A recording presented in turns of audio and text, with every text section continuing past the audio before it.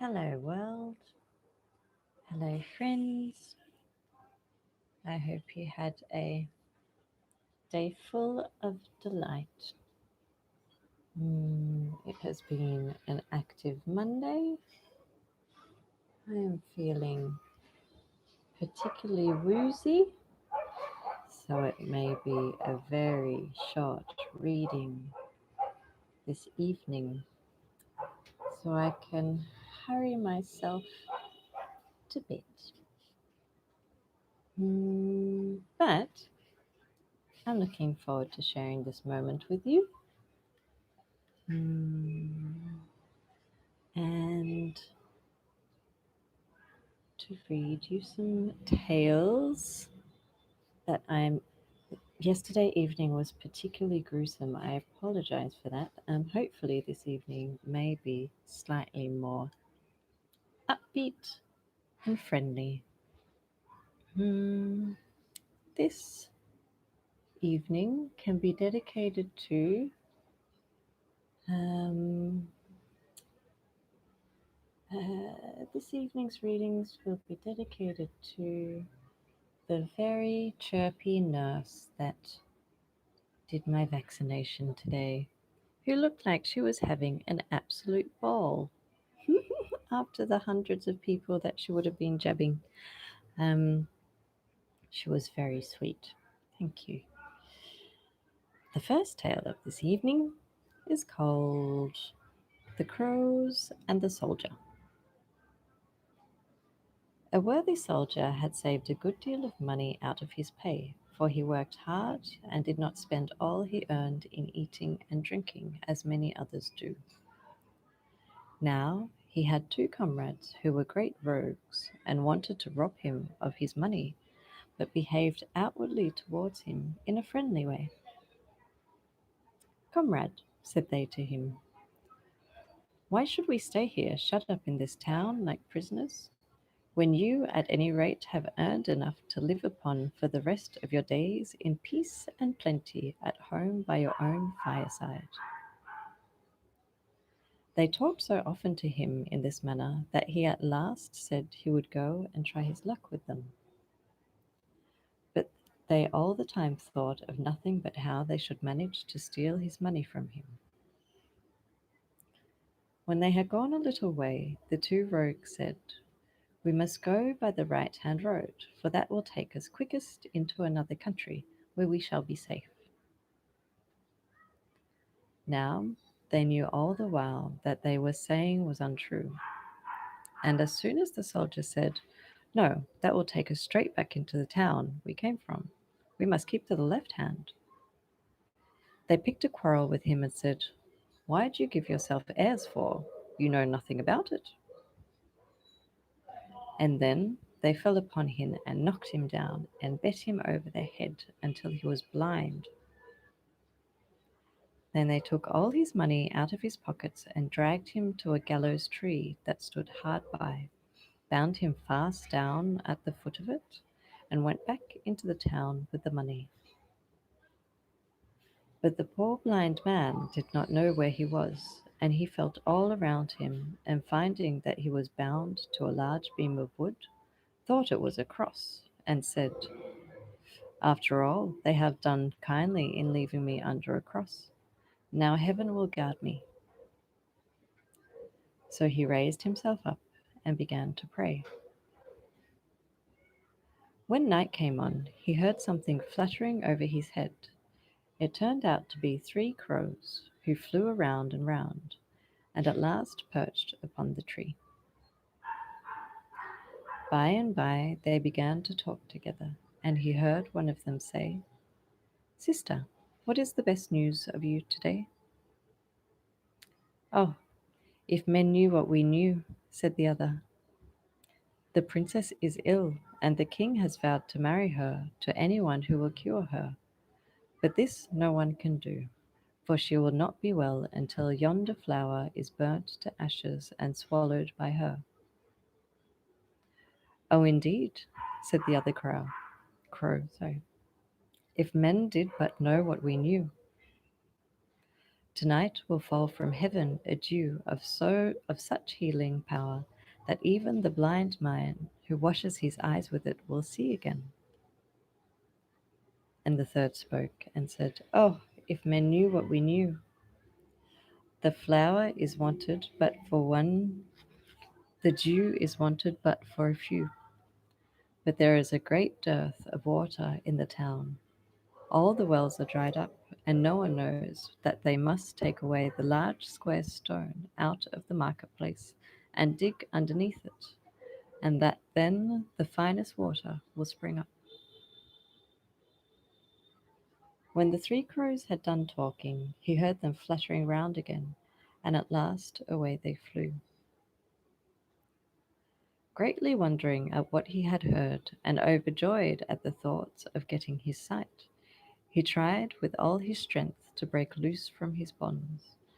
And last he found himself free, and plucked some of the grass that grew beneath him, and washed his eyes with the dew that had fallen upon it. At once his eyesight came to him again, and he saw by the light of the moon and the stars that he was beneath the gallows tree, and not the cross, as he had thought. Then he gathered together in a bottle as much of the dew as he could take with him, and looked around till he saw the flower that grew close by. And when he had burnt it, he gathered up the ashes and set out on his way towards the king's court. When he reached the palace, he told the king he had come to cure the princess. And when she had taken of the ashes and been made well, he claimed for her his wife, as the reward was to be given. But the king, looking upon him, and seeing his clothes were so shabby, would not keep his word, and thought to get rid of him by saying, "Whoever wants to have the princess for his wife must find enough water for the use of the town, where there is this summer a great dearth." Then the soldier went out and told the people to take up the square stone in the marketplace and dig for water underneath. And when they had done so, there came up a fine spring that gave enough water for the whole town. So the king could no longer get off giving him his daughter, and they were married and lived happily together. Some time after, as he was walking one day through a field, he met his two wicked comrades who had treated him so basely. Though they did not know him, he knew them at once and went up to them and said, "Look upon me. I am your old comrade whom you bet and robbed and left blind. Heaven has defeated your wicked wishes and turned all the mischief which you brought upon me into good luck." When they heard this, they fell at his feet and begged for pardon, and he had a kind and good heart, so he forgave them, and took them to his palace and gave them food and clothes. And he told them all that had happened to him, and how he had reached his honours. After they had heard the whole story, they said to themselves, "Why should not we go and sit some night under the gallows? We may hear something that will bring us good luck too."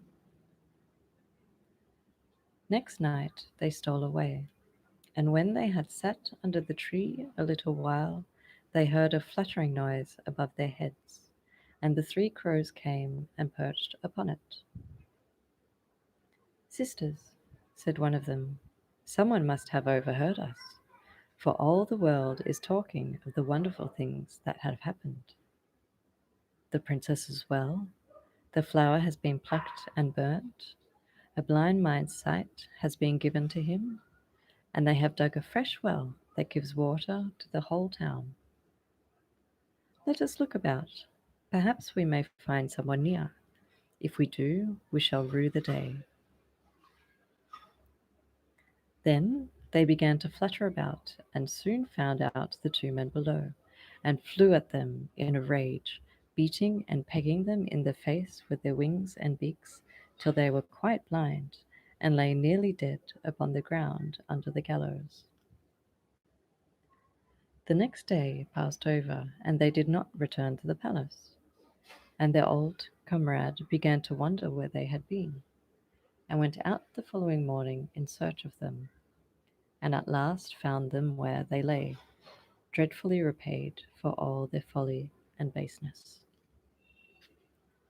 The end. Wowzers, that was a hard one. Sorry. Whew. Let us hope for some glee. Mm.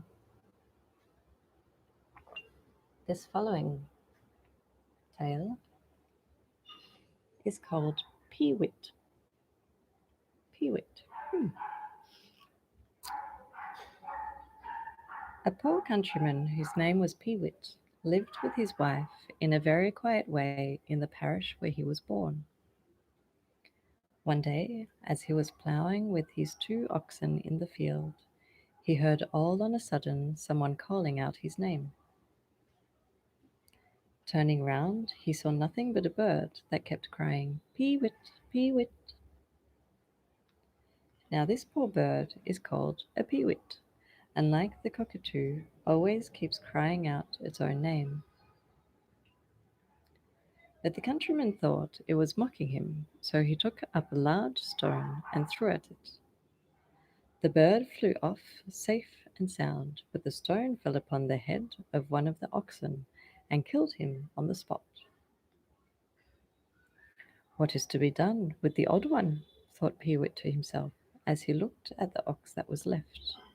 So without more ado he killed him too, skinned them both, and set out for the neighbouring town to sell the hides to the tanner for as much as he could get. He soon found out where the tanner lived, and knocked at the door. Before, however, the door was opened, he saw through the window that the mistress of the house was hiding in an old chest a friend of hers, whom she seemed to wish no one should see. By and by the door was opened. "What do you want?" said the woman. Then he told her what he wanted to sell, that he wanted to sell his hides, and it came out that the tanner was not at home, and that no one there ever made bargains but himself. The countryman said he would sell cheap, and did not mind giving his hides for the old chest in the corner, meaning the one he had seen the good woman's friend get into. Of course, the wife would not agree to this, and they went on talking the matter over so long that at last in came the tanner and asked what it was all about. Peewit told him the whole story and asked him whether he would give the old chest for the hides. "To be sure I will," said he, and scolded his wife for saying nay to such a bargain, which she ought to have been glad to make if the countryman was willing. Then up he took the chest on his shoulders, and all the good woman could say mattered nothing. Away it went into the countryman's cart, and off he drove. But when they had gone some way, the young man within began to make himself heard, and to beg and pray to be let out. Peewit, however, was not to be bought over, till at last, after a long parley, $1,000 were bid and taken. The money was paid, and at the price the poor fellow was set free, and went about his business. Then Peewit went home very happy, and built a new house, and seemed so rich that his neighbours wondered, and said, "Peewit must have been where the golden snow falls." So they took him before the next justice of the peace to give account of himself, and show that he had come honestly to his wealth. And then he told them that he had sold his hides for $1,000.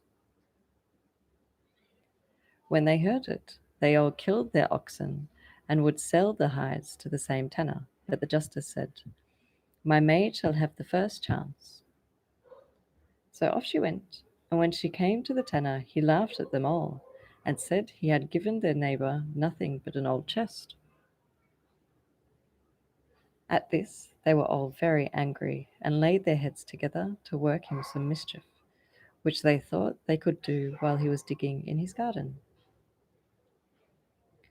All this, however, came to the ears of the countryman, who was plagued with a sad scold for his wife, and he thought to himself, if anyone is to come into trouble, I don't see why it should not be my wife rather than me.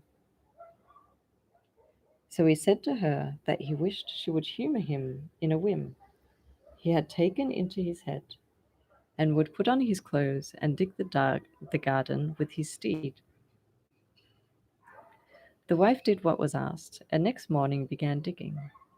But soon came some of the neighbours, and thinking it was Peewit, threw a stone at her, harder perhaps than they meant, and killed her at once. Poor Peewit was rather sorry at this, but still thought that he had a lucky escape for himself, and that perhaps he might, after all, turn the death of his wife to some account. So he dressed her in her own clothes and put a basket with fine fruit, which was now scarce, it being winter, into her hand, and set her by the roadside on the broad bench. After a while came by a fine coach with 6 horses, servants, and outriders, and within sat a noble lord who lived not far off. When his lordship saw the beautiful fruit, he set one of the servants to the woman to ask what was the price of her goods. The man went and asked, "What is the price of this fruit?" No answer. He asked again. No answer. And when this had happened 3 times, he became angry, and thinking she was asleep, gave her a blow, and down she fell backwards into the pond that was behind the seat. Then up ran Peewit, and cried and sorrowed because they had drowned his poor wife, and threatened to have the lord and his servants tried for what they had done. His lordship begged him to be easy, and offered to give him the coach and horses, servants and all. So the countryman, after a long time, let himself be appeased a little, took what they gave, got into the coach, and set off towards his own home again. As he came near, the neighbours wondered much at the beautiful coach and horses, and still more when they stopped and Peewit got out of his own door. Then he told them the whole story, which only vexed them still more, so they took him and fastened him up in a tub, and were going to throw him into the lake that was hard by.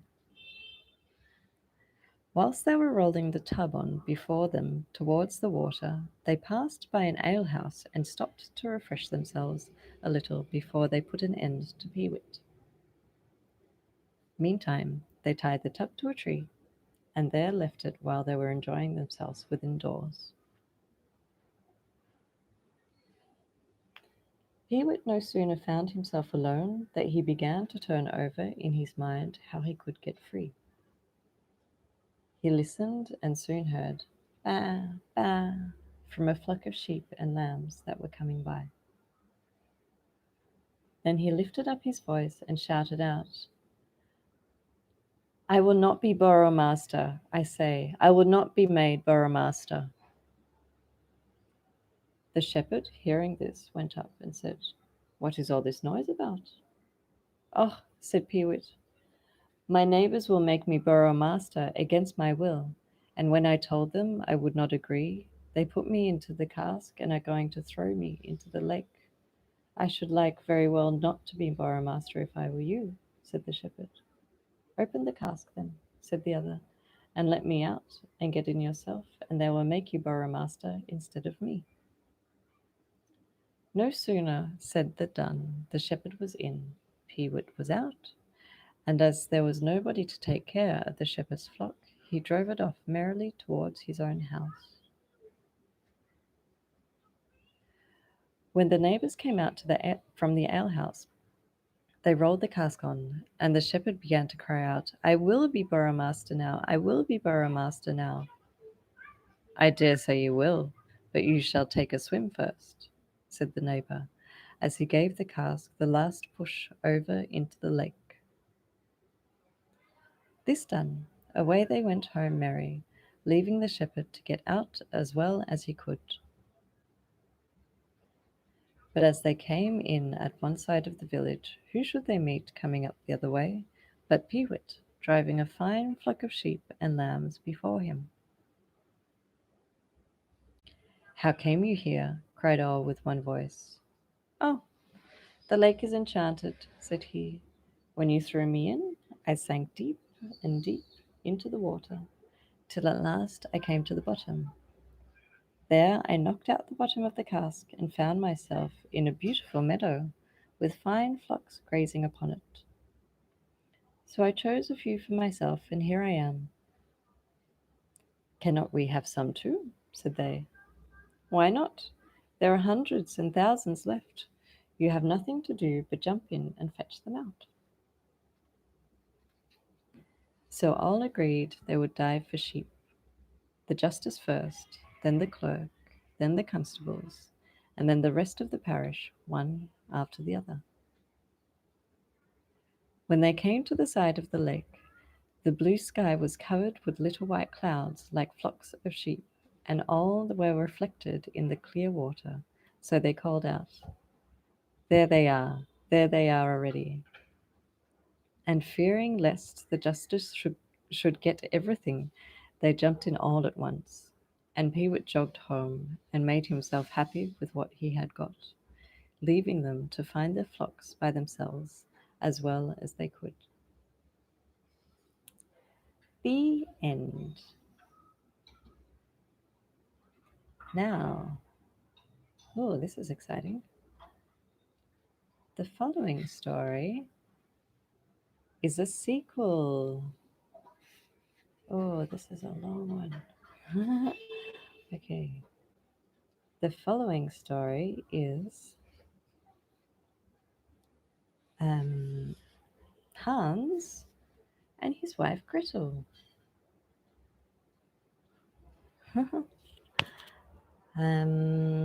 It is a multi-part story. Mm, yes, bear with me. It's kind of long. Let's do it. Hans and his wife Gretel. Number 1. Showing who Gretel was. There was once a little maid named Gretel. She wore shoes with red heels, and when she went abroad she turned out her toes and was very merry, and thought to herself, "What a pretty girl I am." And when she came home to put herself in good spirits, she would tibble down a drop or two of wine, and as wine gives a relish for eating, she would take a taste of everything when she was cooking, saying, "A cook ought to know whether a thing tastes well." It happened one day that her master said, "Gretel, this evening I have a friend coming to sup with me. Get 2 fine fowls ready." "Very well, sir," said Gretel. Then she killed the fowls, plucked and trussed them, put them on the spit, and when evening came put them out to the fire to roast. The fowls turned round and soon began to look nice and brown, but the guest did not come. Then Gretel cried out, "Master, if the guest does not come, I must take up the fowls, but it will be a shame and a pity if they are not eaten while they are hot and good." "Well," said her master, "I'll run and tell him to come."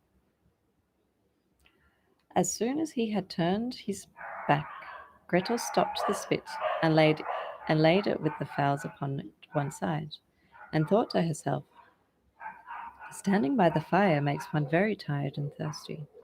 Who knows how long they will be?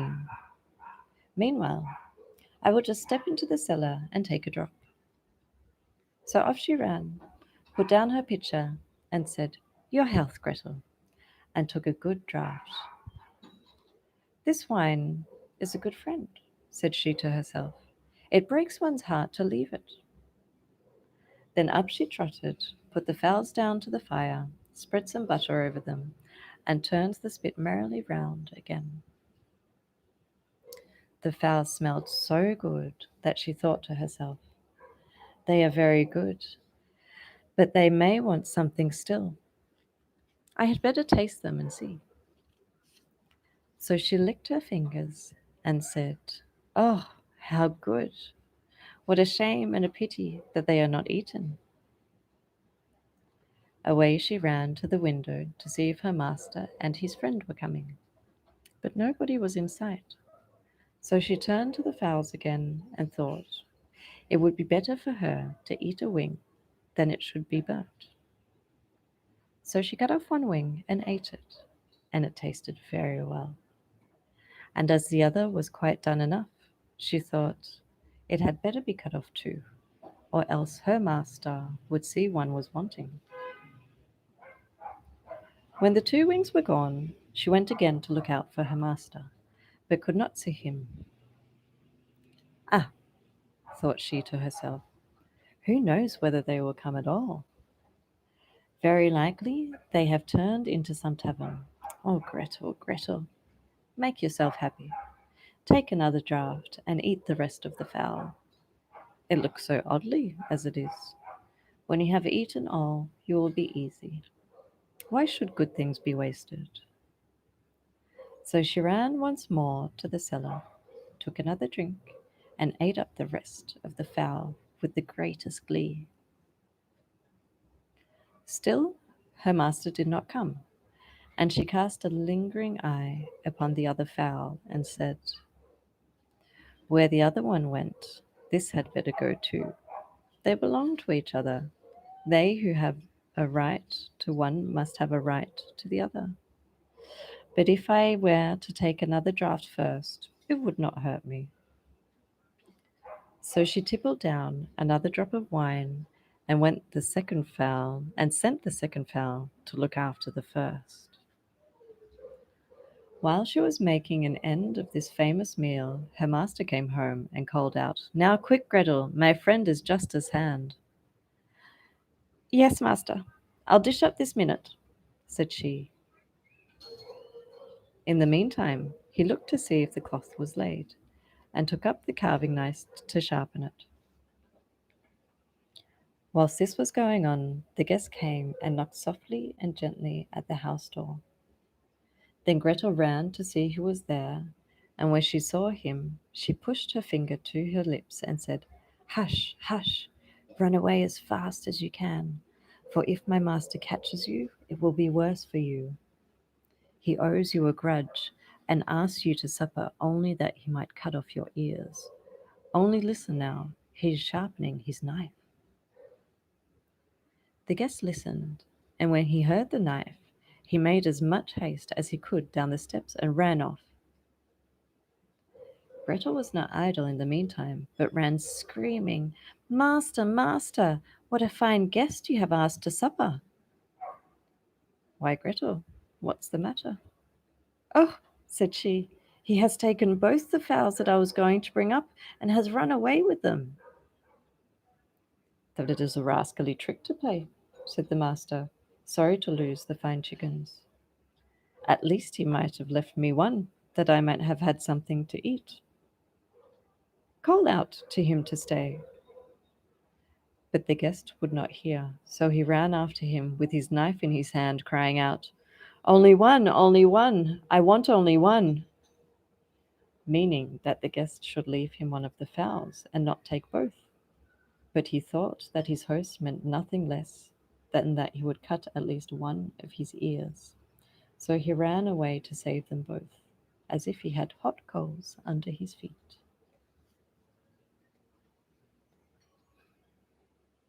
Chapter 2.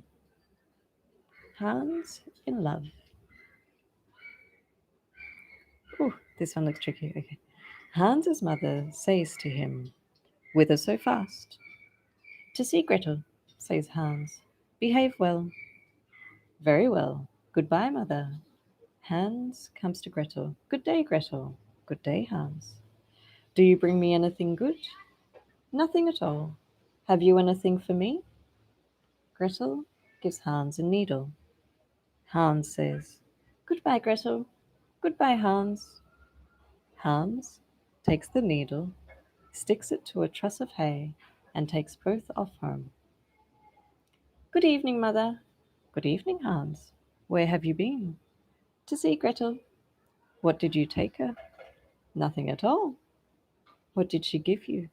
She gave me a needle. Where is it, Hans? Stuck in the truss. How silly you are. You should have stuck it in your sleeve. Let me alone. I'll do better next time. Where now, Hans? To see Gretel, Mother. Behave yourself well. Very well. Goodbye, Mother. Hans comes to Gretel. Good day, Gretel. Good day, Hans. What have you bought me? Nothing at all. Have you anything for me? Gretel, give Hans a knife. Goodbye, Gretel. Goodbye, Hans. Hans takes the knife, sticks it in his sleeve, and goes home. Good evening, Mother. Good evening, Hans. Where have you been? To see Gretel. What did you carry her? Nothing at all. What has she given you? A knife. Where is the knife, Hans? Stuck in my sleeve, Mother. You silly goose. You should have put it in your pocket. Let me alone. I'll do better next time. Where now, Hans? To see Gretel. Behave yourself well. Very well. Goodbye, Mother. Hans comes to Gretel. Good day, Gretel. Good day, Hans. Have you anything good? No. Have you anything for me? Gretel gives Hans a kid. Goodbye, Gretel. Goodbye, Hans. Hans takes the kid, ties it up with a cord, stuffs it in his pocket, and chokes it to death. Good evening, Mother. Good evening, Hans. Where have you been? To see Gretel, Mother. What did you take her? Nothing at all. What did she give you? She gave me a kid. Where is the kid, Hans? Safe in my pocket. You silly goose. You should have let it with a string. Never mind, Mother. I'll do better next time. Where now, Hans? To Gretel's mother. Behave well. Quite well, Mother. Goodbye. Hans comes to Gretel. Good day, Gretel. Good day, Hans. What have you bought me? Nothing at all. Have you anything for me? Gretel gives Hans a piece of bacon. Hans ties the bacon to a string and drags it behind him. The dog comes after and eats it all up as he walks home. Good evening, Mother. Good evening, Hans. Where have you been? To Gretel's. What did you take her? Nothing at all. What did she give you? A piece of bacon. Where is the bacon, Hans? Tied to the string and dragged home, but somehow or other all gone.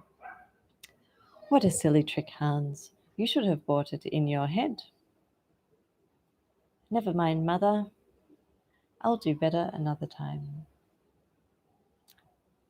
Where now, Hans? Wow, this is torture. Going to Gretel.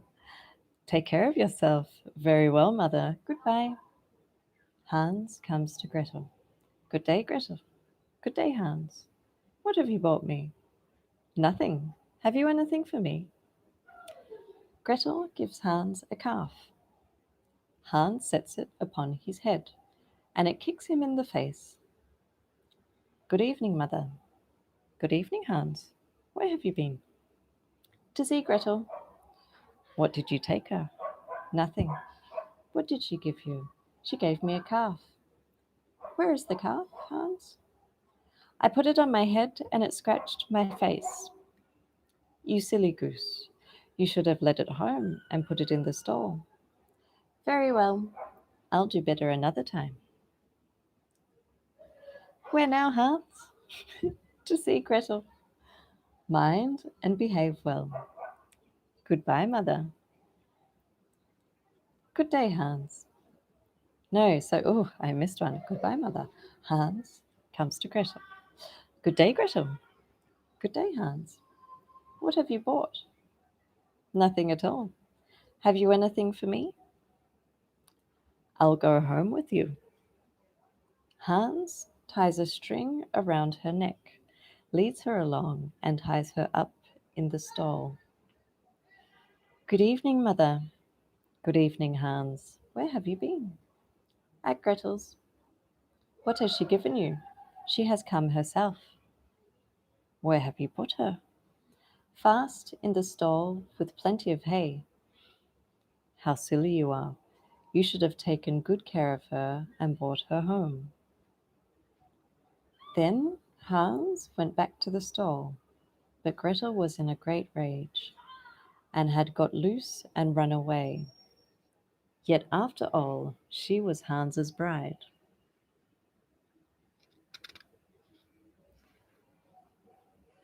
Wow. chapter Chapter 3. Hans married. Hans and Gretel lived in the village together, but Gretel did as she pleased and was so lazy that she never would work. And when her husband gave her any yarn to spin, she did it in a slovenly way. Unfamiliar with that word. Great. And when it was spun, she did not wind it on the reel, but left it to lie all tangled about. Hans sometimes scolded, but she was always beforehand with her tongue, and said, "Why, how should I wind it when I have no reel? Go into the wood and make one." "If that's all," said he, "I will go into the wood and cut reel sticks." Then Gretel was frightened lest that he had cut the sticks he should make a reel, and thus she would be forced to wind the yarn and spin again. So she pondered a while, till at last a bright thought came into her head, and she ran slyly after her husband into the wood. As soon as he had got into a tree and began to bend down a bough to cut it, she crept into the bush below, where he could not see her, and sung, "Bend not the bow, he who bends it shall die. Reel not the reel, he who reels it shall die." Hans listened a while, laid down his axe, and thought to himself, "What can that be?" "What indeed can it be?" said he at last. "It is only a singing in your ears, Hans. Pluck up your heart, man." So he raised up his axe again, and took hold of the bough. Once more the voice sung, "Bend not the bow, he who bends it shall die. Reel not the reel, he who reels it shall die." Once more he stopped his hand. Fear came over him, and he began pondering what it could mean. After a while, however, he picked up his courage again and took up his axe and began, for the third time, to cut the wood. Again, the third time, began the song, "Bend not the bow, he who bends it shall die. Reel not the reel, he who reels it shall die." At this he could hold no longer. Down he dropped from the tree and set off homewards as fast as he could. Away too ran Gretel by a shorter cut, so as to reach home first. And when he opened the door, met him quite innocently, as if nothing had happened, and said, "Well, have you bought a piece of wood for the reel?" "No," said he. "I see plainly that no luck comes of that reel." And then he told her all that had happened, and left her for that time in peace. But soon afterwards Hans began again to reproach her with the untidiness of her house. "Wife," said he, "it is not a sin and a shame that the spun yard should lie all about that way?" "It may be so," said she, "but you know very well that we have no reel. If it must be done, lie down there and hold up your hands and legs, so I'll make a reel of you and wind off the yarn into skeins." "Very well," said Hans, who did not much like the job, but saw no help for it if his wife was to be set to work. So he did as she said, and when all was wound, "The yarn is all in skins," said he. "Now take care and get up early and heat the water and boil it well, so that it may be ready for sale." Gretel disliked this part of the work very much, but said to him, "Very well, I'll be sure to do it very early tomorrow morning." But all the time she was thinking to herself what plan she should take for getting off such work for the future.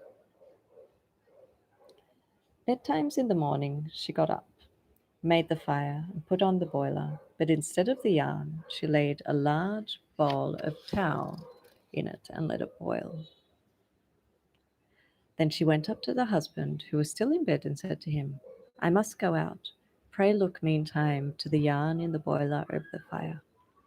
But do it soon, and take good care, for if the cock crows and you are not looking at it, they will say it will turn to tow." Hans soon after got up that he might run no risk, and went, but perhaps not as quickly as he might have done, into the kitchen, and when he lifted up the boiler lid and looked in, to his great terror, nothing was there but a bowl of tow. Then off he slunk as dumb as a mouse, for he thought to himself that he was to blame for his laziness, and left Gretel to get on with her yarn and her spinning as fast as she pleased, and no faster. One day, however, he said to her, "Wife, I must go a little way this morning. Do you go into the field and cut the corn?" "Yes, be sure, dear Hans," said she. So when he was gone, she cooked herself a fine mess and took it with her into the field. When she came into the field, she sat down for a while and said to herself, "What shall I do? Shall I sleep first or eat first? Hey ho, I'll first eat a bite." Then she ate her dinner heartily, and when she had had enough, she said again to herself, "What shall I do? Shall I reap first or sleep first? Hey ho, I first sleep a bit." So she laid herself down among the corn and went fast asleep.